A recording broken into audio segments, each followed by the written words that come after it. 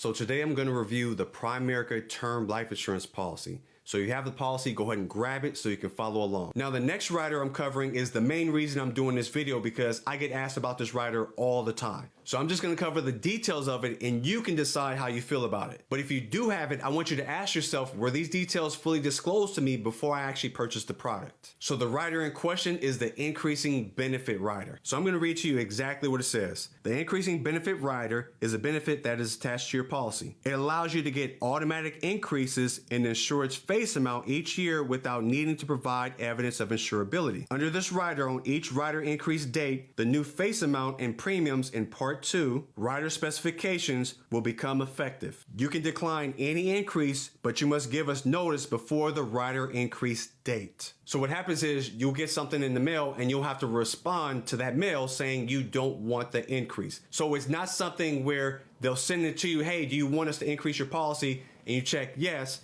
No, you're going to have to opt out of it versus opting in, because technically you opt in when you signed your contract paperwork in the beginning. Now, this last little paragraph is extremely important.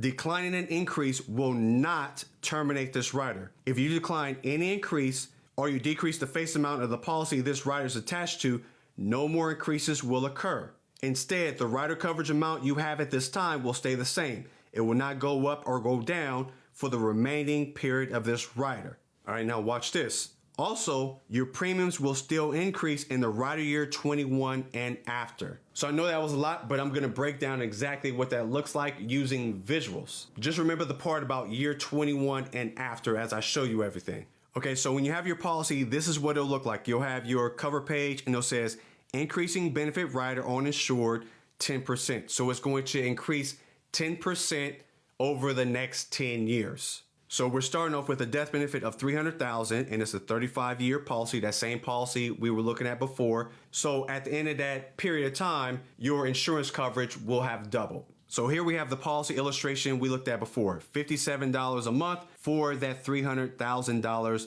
in coverage here. And this policy is a 35-year policy, so it is going to stay the same for 35 years. So as we move forward, so this is the second page. Now let's move into that benefit rider. So that benefit rider is in addition to the premium that you're already paying. So in addition to that $57, you're paying this as well. So it is going to increase 10% per year. So you can see this first year, you have an extra $30,000 in coverage because that's 10% of that $300,000. So it's going to increase by 10%, which is at $30,000 every single year. And eventually it's going to stop at $300,000. So now you have $300,000 in coverage on the rider, plus the $300,000 coverage from your original base policy. So total, you have $600,000 in coverage. Now your premium payment is also increasing during this period of time. So it's $19 a month plus the $57, $39 a month plus the $57. So then you get to $44.75 a month plus the $57. That is the total amount that you're paying for $600,000 of coverage, and that is increasing.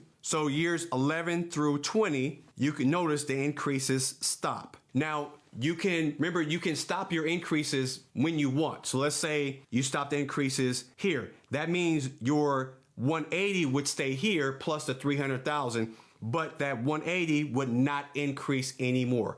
That would stay the same. So you have the total $480,000 of coverage. But let's assume you just went all the way through, you're up to the $300,000 in coverage, your premium stays the same. Then remember I said pay attention to year 21. So now year 21 kicks in, right? Year 21, now your premium goes up to $111 a month. But the maximum is up to $192. So you could pay anywhere between $111 and $192 on top of that $57 you were paying before. So even if you stop the increases, remember it said the rider doesn't stop, because no matter what, you have that rider is going to increase your premium in policy year 21. Then you look again in policy year 26, it goes to 178 to 318. Then if we go further out, it eventually gets to 293 to 494. And then we have policy year 35 here. So let's say you stopped it at policy year 35, you're paying $293 plus the $57 for $600,000 of coverage. So your coverage has not increased since year 11, but your payments have increased dramatically. Like I'm not sure the percentage of increase, but that's a lot more than the original $57 that you signed up for in the beginning. Now, if you were to renew the policy, then this just continues, right? If you renew the policy, hey, I renew the policy and keep it, or I want to renew the policy and decrease my base, you still have your rider here, and your rider costs continue to go up every single year. So it's unrealistic somebody can even keep this policy, but look at that. You still have the same $300,000. That's $5,900 a month on top of whatever you would be paying at age 89 if you kept the policy at age 89, which is $5,900. So you're paying $11,000, $12,000 a month for this coverage. So that's how your increasing benefit rider works. It's going to increase. So I'm not saying that the benefit is good or bad. Like I said, I'm just going to explain to you how it works, and you can decide if that feature looks good or you don't think that feature is a benefit for you and your family. That's completely up to you. So I was curious